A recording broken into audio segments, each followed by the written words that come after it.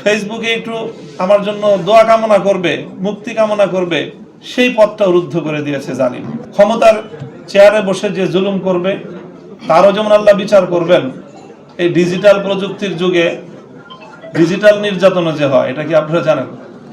আমি ডিজিটাল নির্যাতনের শিকার একজন।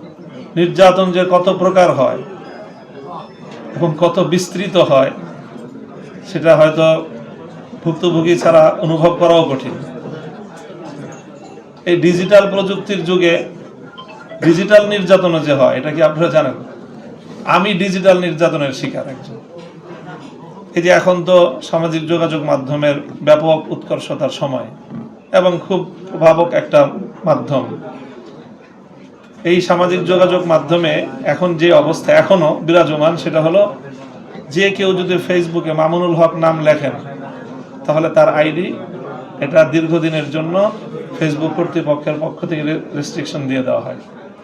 গত রাতে একটা বেশ জনপ্রিয় একটা ফেসবুক পেজে একটা লাইভ সাক্ষাৎকার আমি দিচ্ছিলাম, ফেস দ্য পিপল। প্রায় 15 লক্ষের উপর বেশি তার ফলোয়ার এই পেজের সাথে সম্পৃক্ত লাইকার। আমার সাক্ষাৎকার কিছুক্ষণ চলার মধ্যেই ফেসবুক কর্তৃপক্ষের পক্ষ থেকে লাইভটাকে তো শুধু মুভ করা হয় নাই, বরং এই পেজটাকে 1 বছরের জন্য রেস্ট্রিকশন দিয়ে দেওয়া হয়েছে যে তুমি কেন মামুনুল হককে প্রচার করবে।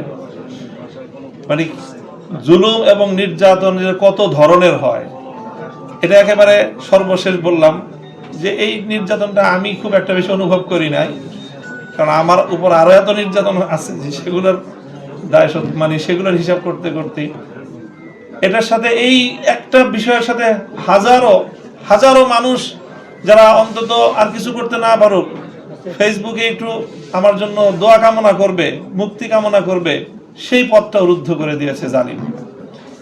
আমি আমার বিষয়টা এখানে বলতে চাচ্ছি না, বলতে চাচ্ছি যে জুলুম যখন এভাবে মাত্রা এবং সীমা অতিক্রম করে, সেটা মনে রাখতে হবে যে জুলুম এমন একটি অন্যায় এবং এমন একটি অপরাধ যে মাজলুম যখন জুলুমের শিকার হয়ে তার হৃদয়ের গহীন থেকে একটি আর্তচিৎকার বেরিয়ে আসে, একটি আহ শব্দ উচ্চারিত হয়, হয়তো তার পার্শ্ববর্তী তার একান্ত ঘনিষ্ঠজন তার হৃদয়ের সেই আকুতি শুনতে পায় না, কিন্তু সঙ্গে সঙ্গে তার সেই হৃদয়ের আকুতিটা আরশ পর্যন্ত পৌঁছে যায়, আল্লাহর দরবারে পৌঁছে যায়। শুধু পৌঁছে যায় তা নয়, ইত্তাকি দাওয়াতাল মাজলুম ফাইন্নাহু লাইসা বাইনাহু ওয়া বাইনাল্লাহি হিজাব।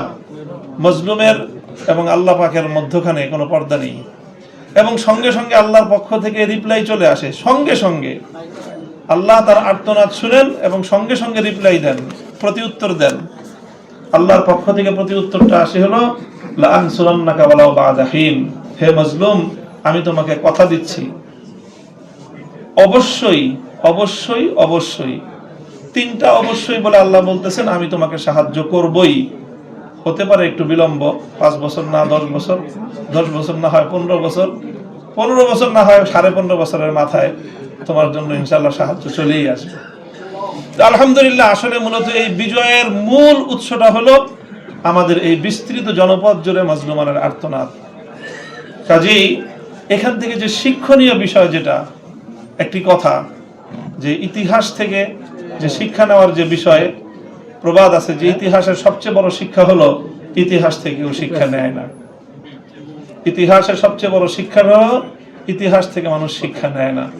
আমরা মনে করেছি শুধু জুলুমের কারণে শেখ হাসিনারই বিচার হয়েছে, আমি জুলুম করলে আমার তো বিচার হবে না। না, বিষয়টা এমন না। রাষ্ট্রের আপনার ক্ষমতার চেয়ারে বসে যে জুলুম করবে তারও যেমন আল্লাহ বিচার করবেন। আপনি যতটুকু জায়গা আপনার স্পেস রয়েছে ব্যক্তিগত ক্ষেত্রে, আপনি একটি ছোট্ট পরিসরের আপনি দায়িত্বশীল, আপনি একটি ছোট্ট কমিটির দায়িত্বশীল, আপনিও যদি সেখানে দায়িত্বের ক্ষেত্রে কোনো অবিচার করেন তাহলে মনে রাখতে হবে যে অবিচার এবং জুলুম এটা এমন এক অপরাধ যে এটা আল্লাহ পাক রব্বুল আলামিন কোনোদিনও ক্ষমা করবেন না। অন্য সকল অপরাধ আল্লাহ ক্ষমা করে দেন, ক্ষমা করেন অনেক সময়, কিন্তু জুলুম এবং অবিচারের যে অপরাধ আল্লাহ এটা ক্ষমা করেন না।